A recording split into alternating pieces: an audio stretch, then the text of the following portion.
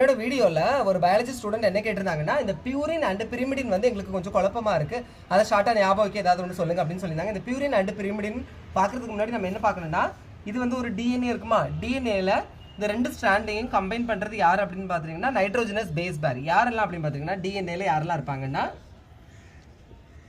Adenine, guanine, cytosine, thymine.